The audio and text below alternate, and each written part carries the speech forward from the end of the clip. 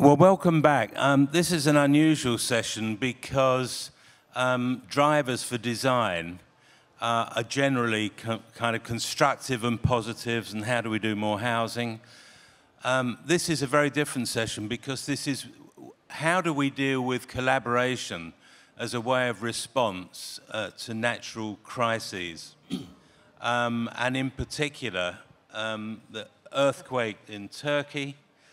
We've had presentations at this festival before about seismic conditions, for example, in China and places where earth construction has been used. Could it be strengthened to take account of seismic conditions?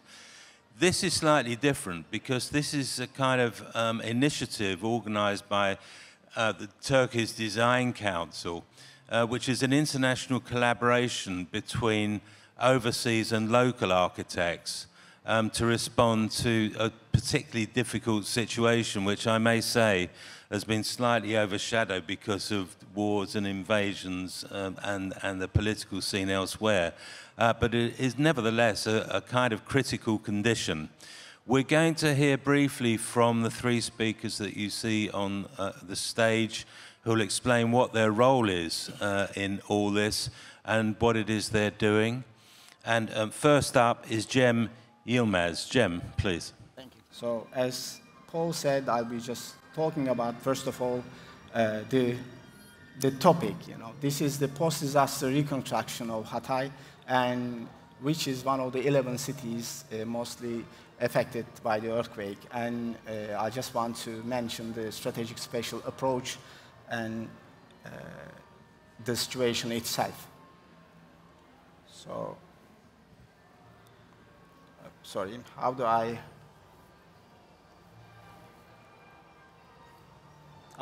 Oh, this is the end. Yeah, this one. So, the number of people affected by this earthquake is 13 million, and this was the population of Turkey in 1927. And this number is higher than the population of Greece, Portugal, Sweden, and Belgium. So the impact of the area, the earthquake area, is larger than the land area of many countries, like United Kingdom, France, and Germany. And the number of people who are now homeless is 1.5 million people.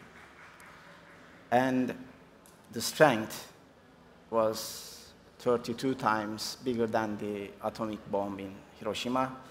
The impact area is 110,000 square kilometers.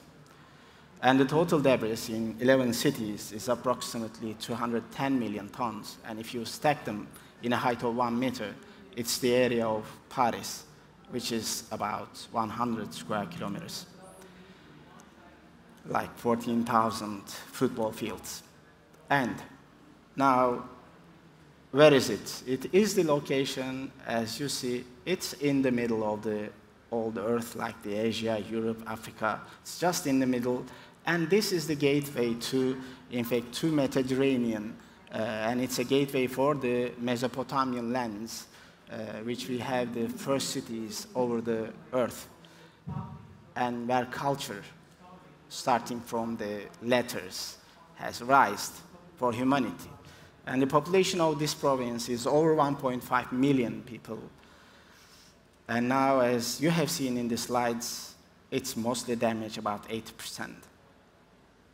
So, now where we begin is like the start. We have a river there called Asi, and Mehmet will be talking about the name itself and the model. And what I want to express here, when you say future and the past, the issue over here, the river itself, is a kind of moment or now between the future and the past.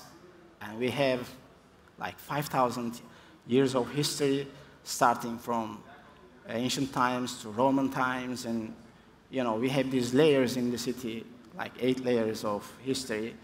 And as I said, it's a gateway, so it's a passage, and people and cultures and civilizations, they passed there and everybody left something.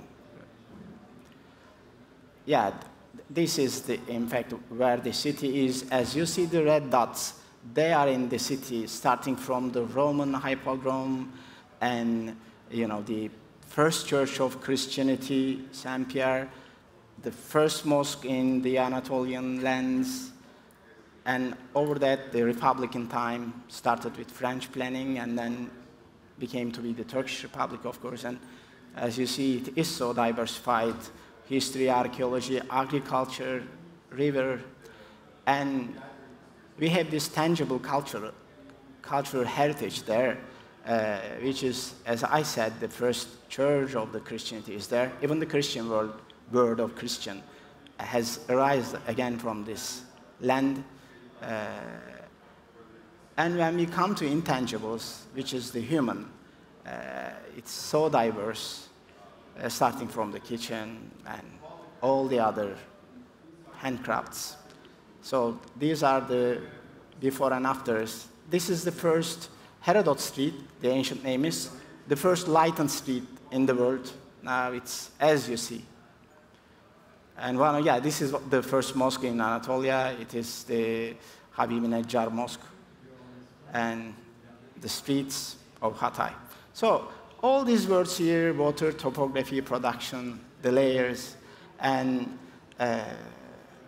integration, innovative transformation methods, social impact assessments, reports, and everything. So they are there, but the most important thing is how we do it, and the action and execution. It's now not about talking, so I just don't want to talk about those conceptualizations, but here I just want to tell you what our plan is and how we started.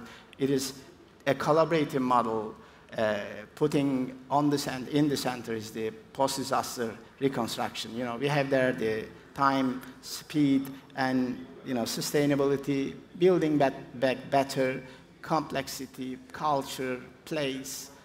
But the issue is to have them all in a nucleus, and to do it is a really heavy load for one shoulder. So we need several shoulders, of course, brains from the world. It's like layers. So we have here local architects from Hatay who has lost their offices, all of them. It's like 900 architects are registered in Hatay Chamber of Architects, and now 30 of them is a part of this process, having a company, all have same shares and designing there. And also, we have now international layer in this collaboration, so that, after that we have the national and the local layer to have enough brains and soldiers to carry this heavy load to our target. And here, the collaboration in strategic spatial planning process was the identification of the stakeholders for us. And now presenting the current situation and establishing and preparing the strategic plan framework and coming to the implementation process. So in this role, a non-governmental organization where Türkiye Design Council has now the facilitator and the financer role in designing, so that it has an independence from the governmental sector to manage this process. And of course, the private sector, planners and designers, then the government is an implementer and financer for the implementation, and the community as a beneficiary. So thanks for listening, and hope to have in Q&A more questions about this. Thank you, Paul. Cem, thank you very much indeed, and thank you. Yep, applause, why not? And we're moving on to Loukia Iliopoulou. Thank you. Thank you. Cem, for the introduction. So, Foster and partners are involved in the process of revitalizing the historic city of Antakya. And I'm here today to present the preliminary design framework, which is a result of a collaborative effort. So rebuilding a city after an earthquake is more challenging than building it for the first time. Before we dive in the redesign of Antakya, we studied past cases of post-earthquake reconstruction to understand the lessons learned. After the earthquake in Sicily in 1968, a decision was taken to create completely new cities next to the earthquake-stricken villages. There are many reasons why this endeavor failed, but today we're going to focus on the design aspect. The new cities were based on an urban model that was completely alien to the local population's identity. They had a different urban structure, different typologies, and oversized public realm.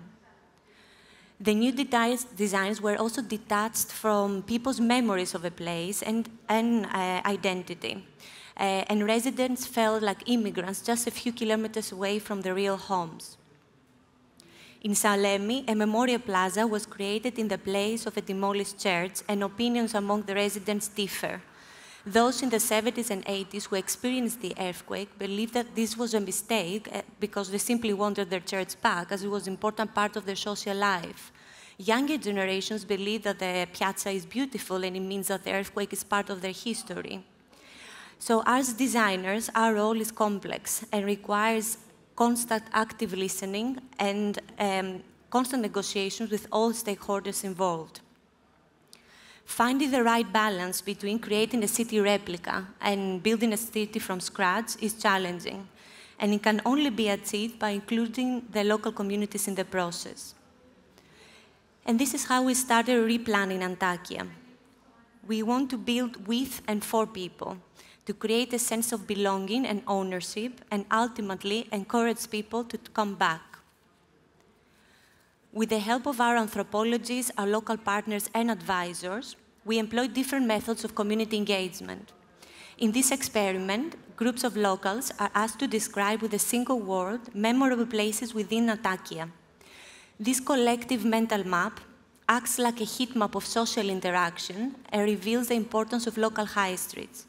Most of the keywords highlight local delicacies, smells, and communal and commercial facilities. A recurring theme in the on-site interviews with the locals is that the uniqueness of Antakya extends beyond its architecture and surroundings. It lies on the intangible layers, as the community dynamics, the diversity of culture, the shared past, and layers of history and heritage. Since, unfortunately, also a big portion of Antakya's population has left the city today, we are also about to launch an online platform to engage a broader audience beyond the on-site population. This platform allows people to pinpoint their favorite places within their city by using their senses. So far, the community engagement process reveals the influential role of everyday, ordinary architecture in the shaping of the community dynamics. We understand the importance of key elements such as streets where kids can play, balconies to stay in touch with the neighborhood life, the importance of local shops and their role in the high streets. For instance, we know that butchers are usually found next to bakers. The smell of Antakya's coffee in the streets, the need for intergenerational spaces, and the idea of shop owners living above their shops. Our design methodology reflects this human-centric approach. We start with research and lessons learned for post-earthquake reconstruction. We focus on understanding the city's history, culture, and heritage, listening to the local communities, restoring the sense of place, but also paving the way for Antakya 2.0 by improving infrastructure and building resilience for the future.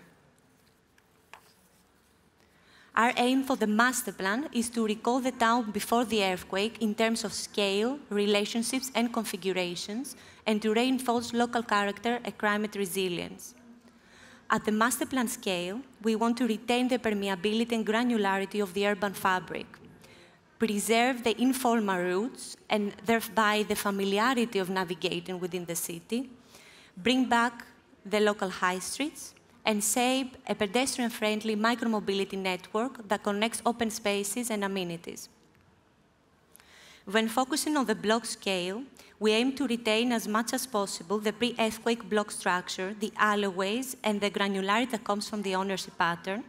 We identify areas that can be used as intimate breakout spaces for the communities, and these parameters define our general envelope for the buildings. We then sculpt this envelope to reflect the pre-earthquake scale and proportion of the buildings, and we refine it even further to respond to the local climate conditions, prevailing winds, and surroundings. Lastly, we want to avoid uniformity and preserve the diversity of Antakya. We believe that each building should be treated individually and reflect the pre-earthquake richness of color, building proportions, and facade articulation. Ultimately, our design approach is all about people, context, inclusive design, and willingness to collaborate. Thank you.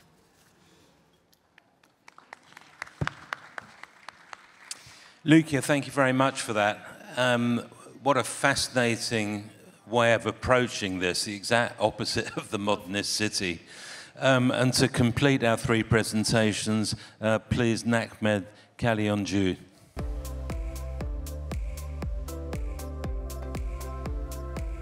Thank you, Paul. And thank you, Mr. Cem and Ms. Loukia, for great presentations. I am very happy to be here because in 2015, when we formed Türkiye Design Council, we know there were better designers than us. So what would be our role, we thought? And we thought, why don't we really put design and its aspects, how designers can approach the problems and think about solving bigger problems than designing a building, or designing a furniture, or designing a necklace, let's say. Because we believe in design, and we believe in the role of design, that it can create positive impact with collaboration. And today, speaking here, I am very privileged to share how far we came in 8 years. In 6th of February this year, after the earthquake, we really questioned everything. What is our role? In which way we should serve? Like basically everyone did after COVID pandemic, right? We talked about the great resignation. Many people left their jobs and tried for doing something more meaningful. The most meaningful thing for us too, as people that has the profession to placemaking, were put our efforts in an area where it is needed the most. And put our efforts at a time where the devastation is the biggest. When you really put something very good, very special, then work very hard, at a time where the devastation is very big, then you create polarity. When you create polarity, you create a magnetic field. This magnetic field brings people that feel like you, that think like you, and the collaboration starts there. Being courageous, deciding to do it is the first. I think at a time when we are at the latest stages of our collaboration, we thought we lost so many cities during this century because of wars or because of disasters. Some are human-made, some are not. But many efforts that had been put together to make these cities beautiful, to make these cities great, are being wasted. And 4 of our cities in Turkey are hit very badly after the earthquake. And these cities were in Mesopotamia, where the first cities of the world was in place. Many examples from Hawaii to Damascus, starting from Sarajevo. Now, big disasters happened in Libya and Morocco recently, and now the city of Gaza is being hit very badly. We are designers, and design is a very mental process. We design first, then someone builds it. So everything starts with our ideas. We dream, think, and plan. And all these are mental. So I say it is one of the greatest powers, because the world we see around us is mental. Everything we see is in our mind. So what we intend to design becomes the reality. It determines our world, our built environment. When we think if we have a freedom to choose, wouldn't we want to design for something more meaningful? that can have a bigger positive impact for the humanity. So we saw how much design and good planning can contribute to post-disaster recovery and contribute to rebuilding efforts in Turkey after the earthquake. Then we thought, why don't we go something for bigger? Something that can have a bigger positive impact for humanity. There are many cities around the world that might need such support. So we decided to form an international collaboration organization that would support cities either had been hit by the disasters or by the wars and need good planning and good design without expecting anything or without following any political agenda of any nation or any institution or any country. I think this is what world needs, and design has a very important role. We can never underestimate the role of design in these challenging processes. So we have a call for the design ecosystem, for all the designers, to do this together, because this is a hard job. We decided to establish this organization, and we have a name in mind. We inspired very much from the river that is going in the middle of Antakya, and the image is showing the river basically. The name of the river is Asi. Asi means rebellious in Turkish, because the Asi river is moving the opposite way. And we thought we could call this organization Asi, because we need to be rebellious and revolutionary at a time where the best brains, best design studios are working for many unreasonable urban projects. Some of them are even being shown in Venice Biennale, right? But there are many problems that designers can help. I think we have this responsibility, and I think we can do it together. If we don't start to design for Kharkiv, how can Kharkiv be better? Everything starts with design.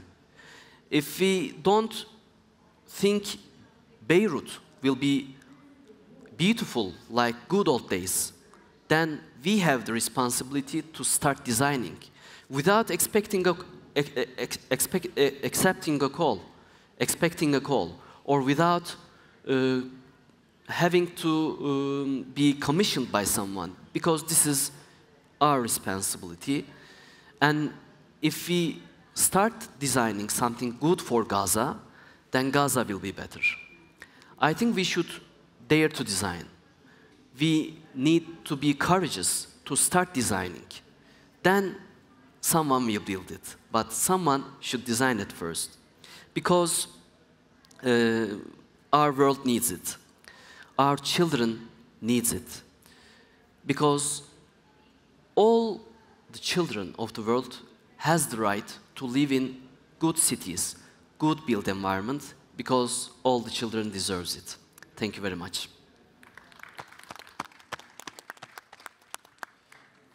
Well, Nakmed, thank you very much for that. I mean, this is sort of fascinating territory, because you're turning a lot of received ideas on their head about how you should do things. And for a start, you're taking to me the very rational point about design, which is before you start designing the built environments, you have to design the processes by which you're going to determine what sort of place it is you're going to make.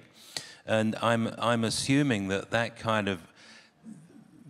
attitude is informing this whole project, the idea of a kind of international kind of advisory structure, but in particular, the process of collaboration and how you're getting people working together. And perhaps I can ask Cem and Loukia how that's worked for you so far. Cem. Yeah, thanks. Thanks, Paul. I mean, this is the first time in our country. But the issue is, I realized that it was not just the first time for us, but it was also the first time for our international stakeholders.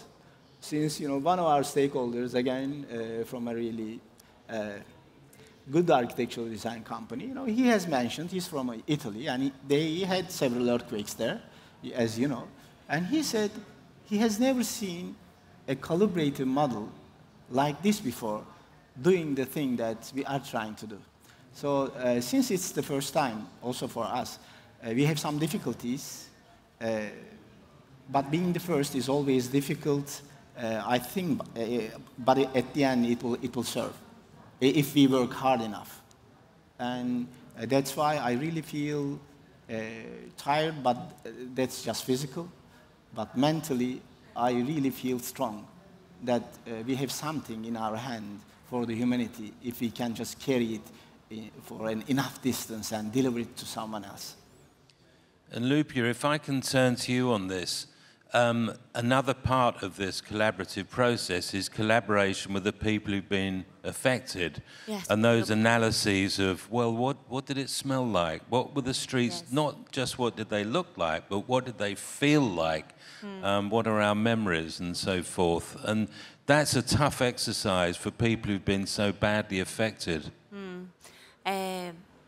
Yes, and the most challenging part is how you transfer this sense of a place into the physical environment with the new architecture, because our challenge was we have to restore it, but at which stage? Because especially the part of Antakya that we are focusing right now, which is let's say the part that was built in the mid-19th century, not the historic part, has so many different layers, so many, Ottoman, French, like Romans, they start from the Romans.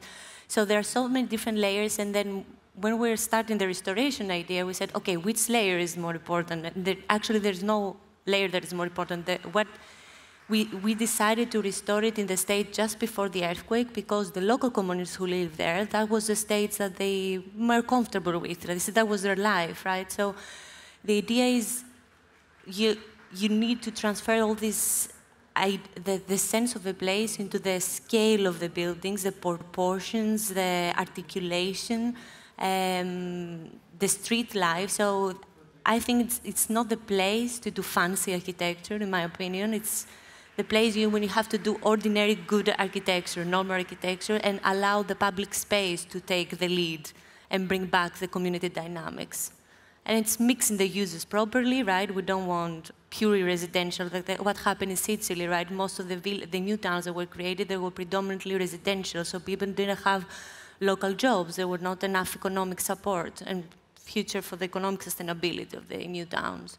Well, this is treading a very difficult line between sort of historic reconstruction, where you start going back to some original condition from 3 centuries ago, as opposed to what we see in, outside Jakarta and outside Cairo, where they're making completely new cities, and their question is, well, is it more of the same or is it a different model? Nakme, can I ask you this question? Because often when you find trying to recreate the existing can become a problem, because all the rules and regulations about roads and the widths of streets, these communities predated those rules. I mean, can you kind of bypass current regulations to kind of keep the spirit of what was there before? Well, bypassing is impossible because in the end it's a formal process and there are rules and regulations.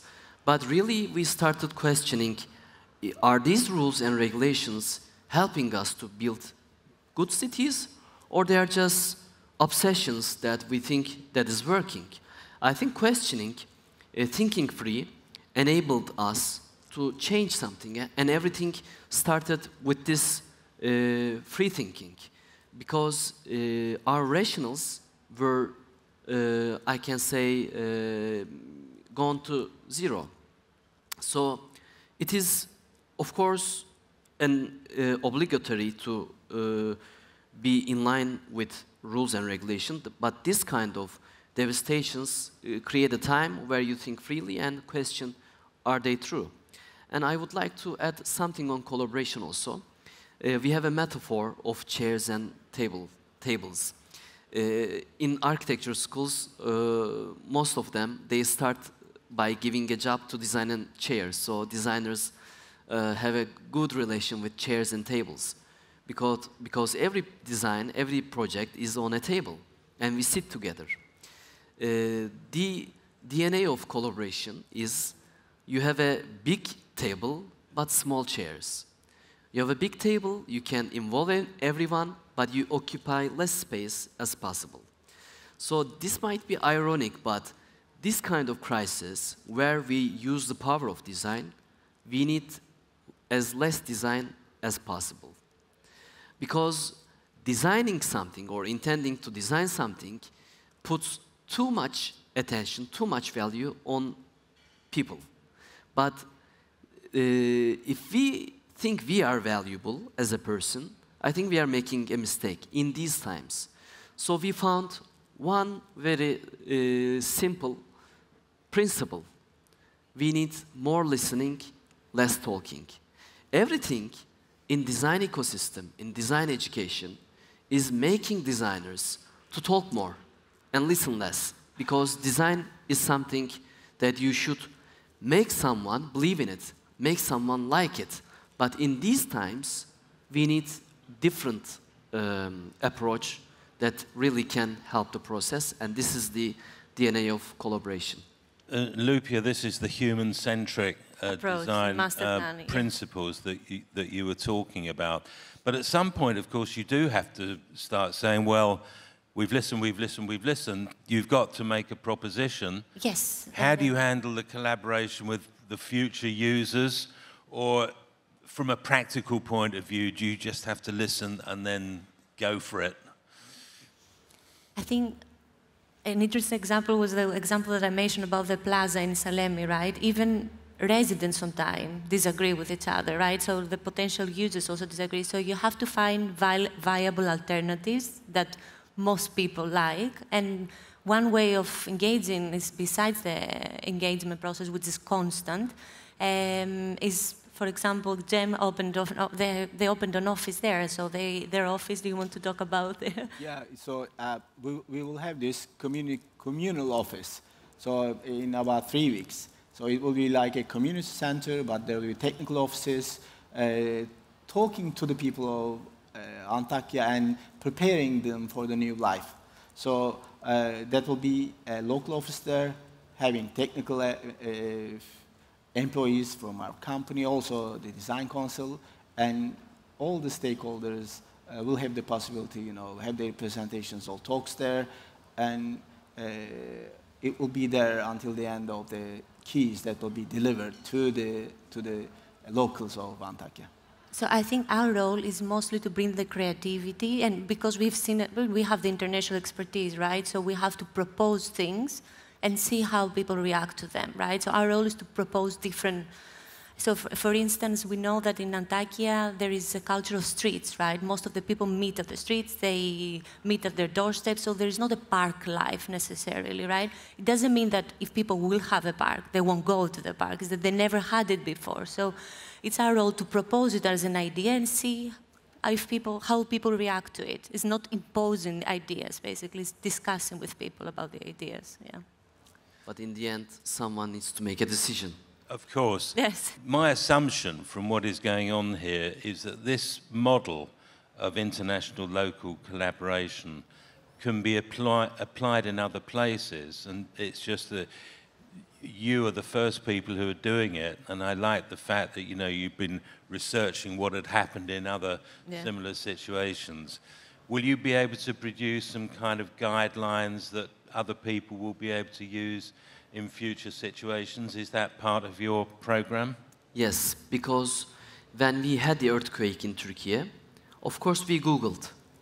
In other areas of the world, let's say more developed nations, how did they react to such problem? Let's say in Japan, in Italy. There is really not much information publicly. We needed that information. How did they think? What were their principles?